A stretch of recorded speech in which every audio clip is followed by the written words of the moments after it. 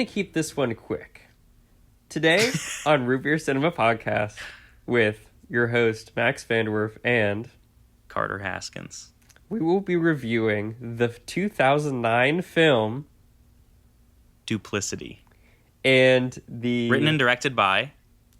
Tony Gilroy.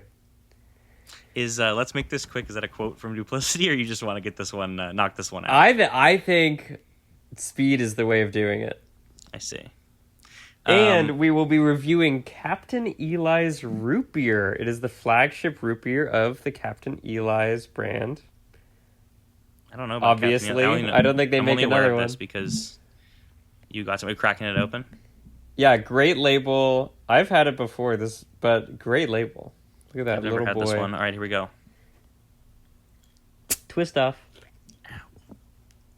I can't get my twist off. And I am pouring it in my signature Dog and Suds chilled classic root beer mug.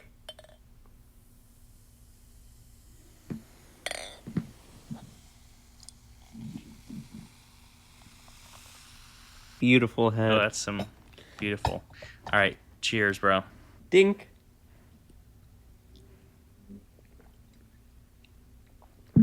Cool. Okay.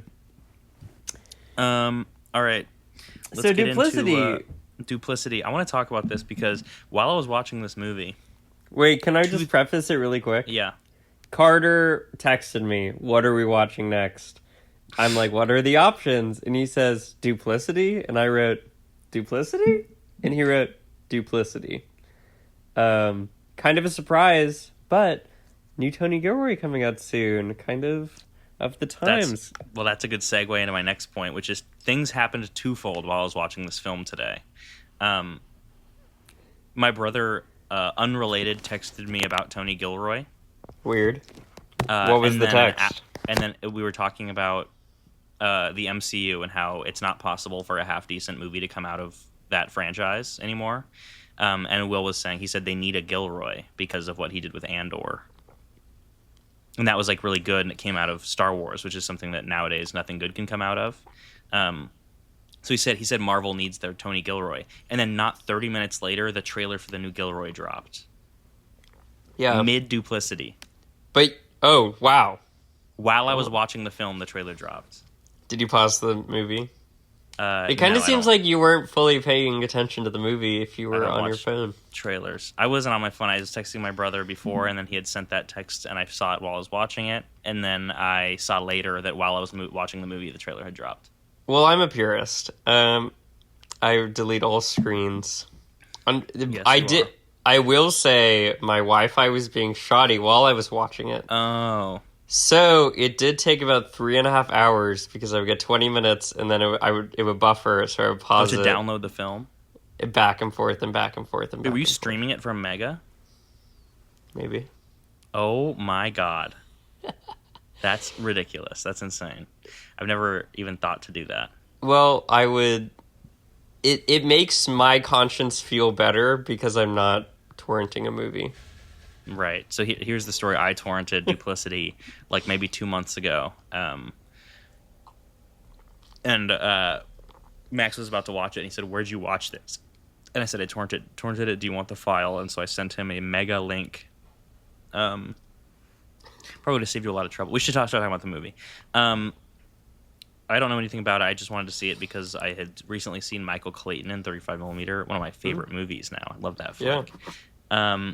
And then I was like, yeah, he's got another movie I got to see other than Born Generations, whatever it's called. Legacy. And Born Legacy. And so I wanted to see it, so I torrented it for Japan, I think. Then I never watched it there. Very interesting movie. It's to me, it's very reminiscent of the Ocean's films. Oh, it's trying to be. Yeah. But what you think? But it ain't.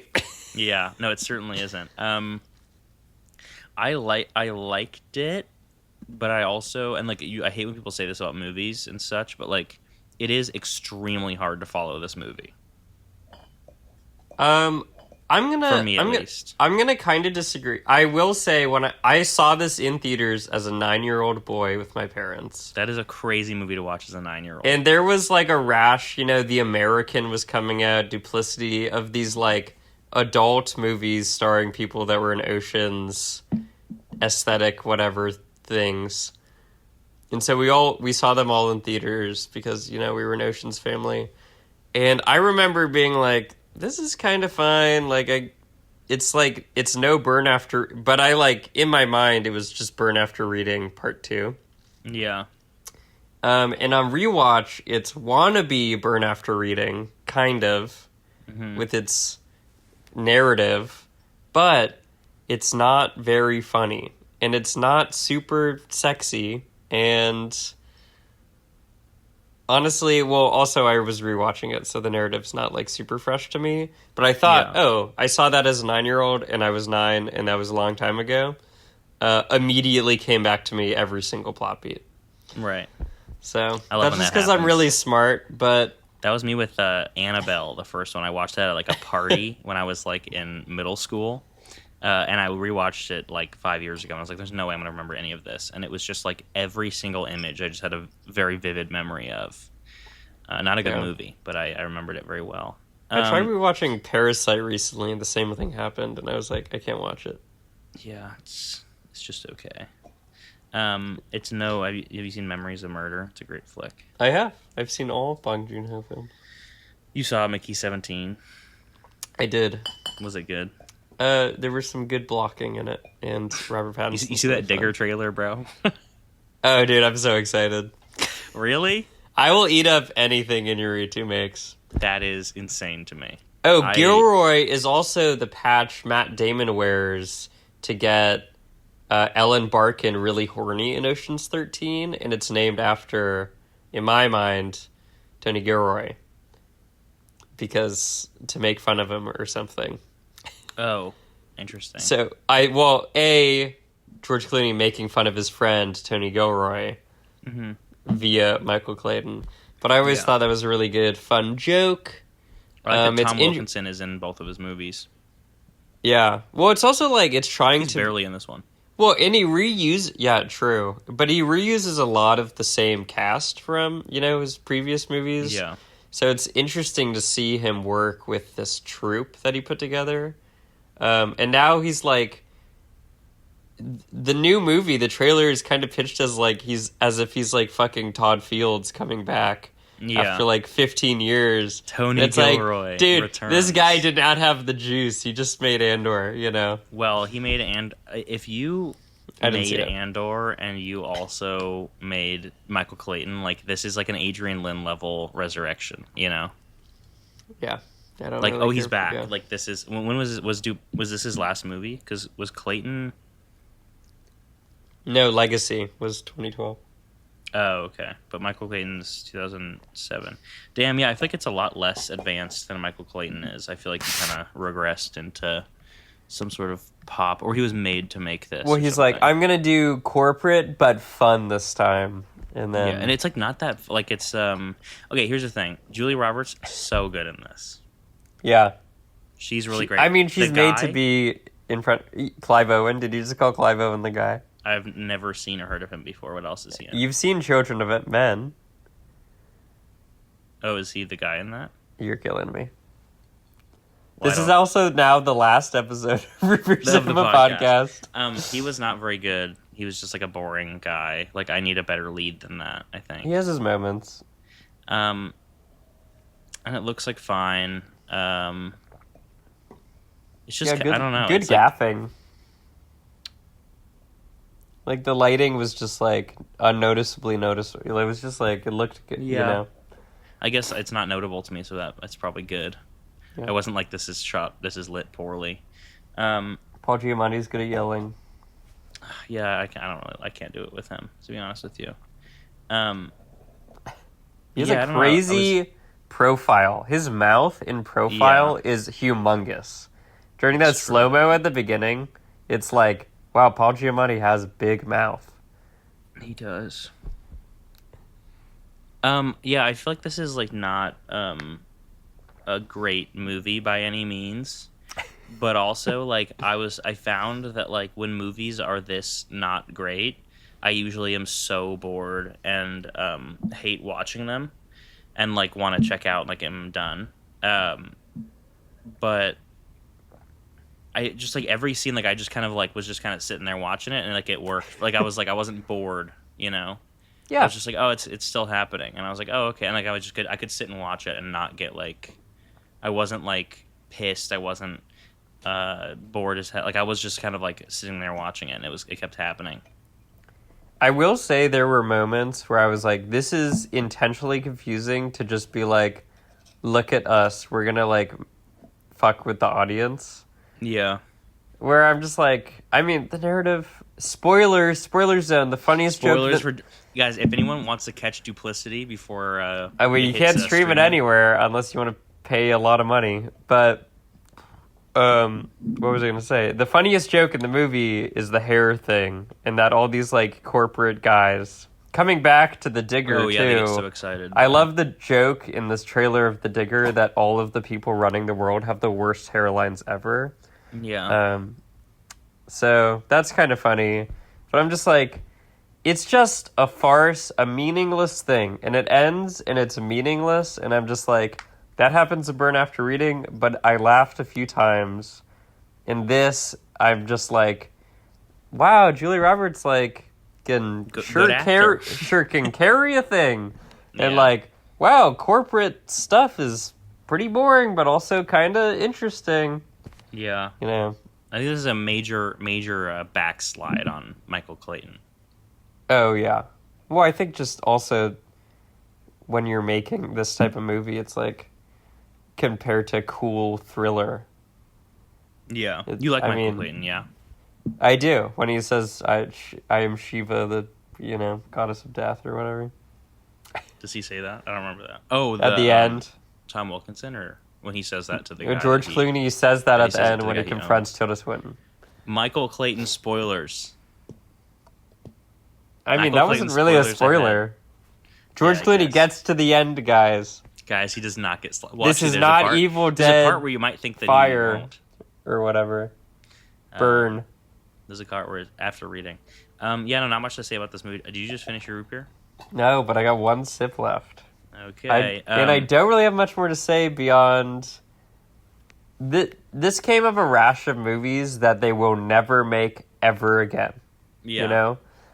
This is a movie star $60 million movie about a bunch of actors just performing a script in front of you, and we will never have that again. So if you're nostalgic for a 2000s like semi-fake movie, that is competent. This will hit the spot. But outside of that, it disappeared with a whimper because it probably should have. No offense to Mr. Gilroy. Dr. Gilroy. He's a handsome guy. He has got a good face. I know. He also has good writing skills. Yeah. Well, he's in a good face. Yeah. Yeah, I don't really... Yeah, and I like him more than Dan Gilroy. Yeah, what does he do again? He did Roman J. Israel, which I know you love, but I think Velvet Buzzsaw is horrendous. I also don't really like Roman J. Israel. Roman J. Israel's awesome. So Tony over Dan. There's also another brother that's an editor. For that guy. Or and directs. Guy. No, Dan directed Nightcrawler. Oh, that's Dan Gilroy. That's his brother? Yeah. Oh, yeah, he's a hack. Oh, he did Real Steel, and I liked that movie as a kid. You wrote Real Steel, or Tony Gilroy did? Wrote it. No, Dan. Oh, okay, I was going to say he did not direct that. That's insane. The Real Steel to Nightcrawler pipeline. Okay, I'll do it too. So, thank you guys for listening to that great movie review of Duplicity. And now we're going to discuss Capt'n Eli's Soda. I think we might be the first podcast to review Duplicity. Yeah, maybe ever. That's what I'm saying. Anyways, Capt'n Eli, in the early 1920s, this family in New Gloucester, Maine, crafted a handmade root beer. That's why this is their flagship. And they're a Maine original. And they have ginger beer and cream soda and blueberry pop and strawberry pop and black cherry pop and orange pop. I actually I bought a 12-pack that had like four root beer, 4 cream, and 4 ginger, and I've had them all in my fridge for like 4 months. Their orange is good. I wish you had the orange. Yeah, I wish I would have got that. I wanted the orange, but I don't like any of those other berry types that they have, so I Yeah. And then, so it says, with an essence of wintergreen oil, anise, and vanilla, which I can really strongly pick up on the anise and the wintergreen. And the vanilla, honestly, is pretty mild, but... Yeah, I think this tastes a lot like this. To me, this is like in between a cream soda and a root beer. Yeah. It's really cream soda heavy, I think. Sophisticated. I would say more sophisticated on the palate than other root beers we have reviewed. That's interesting because I feel like, when did you buy yours? Has it been in your fridge? Let's say 2 months ago. Okay, yeah. So mine's probably been in my fridge for a few months also, and I feel like I feel like it's a little flat. Yeah, it had good head on the pour, but like bubbly within my tummy. Great. Nothing. Yeah. No burps, as you could tell. I had a burp earlier, but I suppressed it. Unfortunately, I know you're going to be mad about that. It was not doing its job. And then...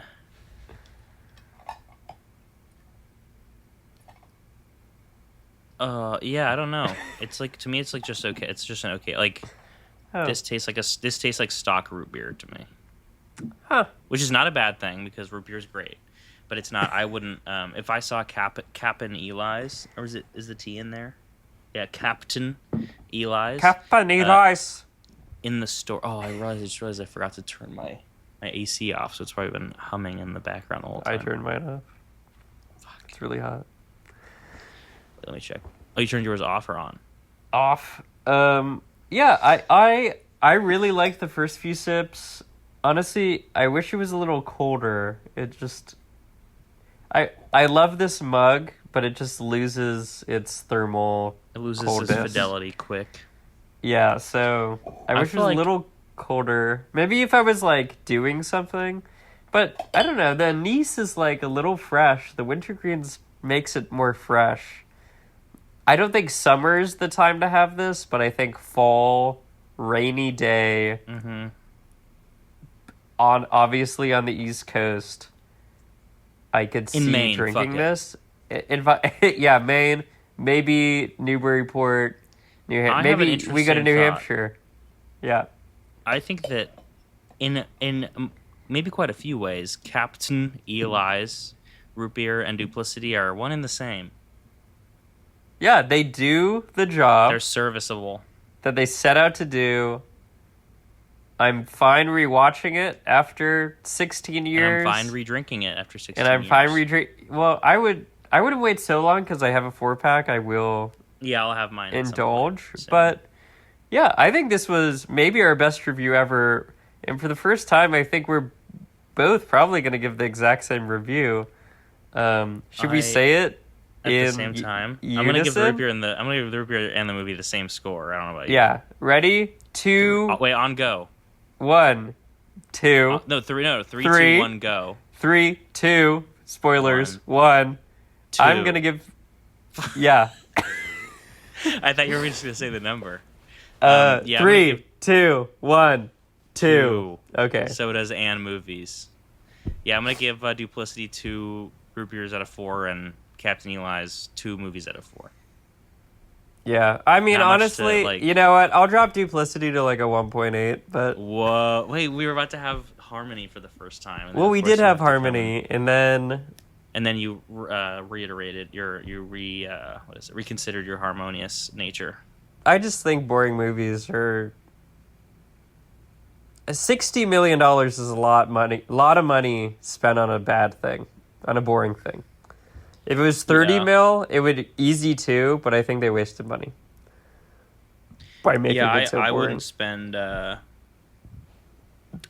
$60 million on this personally. And Capt'n Eli's, I think, was $6 for like a 4-pack, so pretty cheap.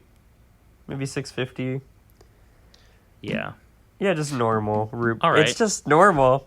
Well, thanks so much for tuning in, guys. That's our podcast episode. Please like and subscribe. Please and comment share. below. Please share maybe any other episode. And smash But that like button. tune in next time for something honestly really special. We've been cooking up this one for a long time. We've been talking about it. It's a little summer. You know, I know it's been hot around the U.S., around the world. It's going to be a summery movie. Is it? Yeah, it What is. are you referring to? You know exactly what I'm talking about. I have no idea Sweaty. what you're talking about. It's going to be sweaty. It's going to be summery. It's a movie you all know and love. And you'll just have to tune in next time. And then the root beer will also be one of those things. A sweaty. Actually, you won't know the root beer because we have the root beer. And it's a root beer I have never seen in my life. Whoa. Yeah, see you guys in 1 month. Okay, Farewell, my friends. Keep cool.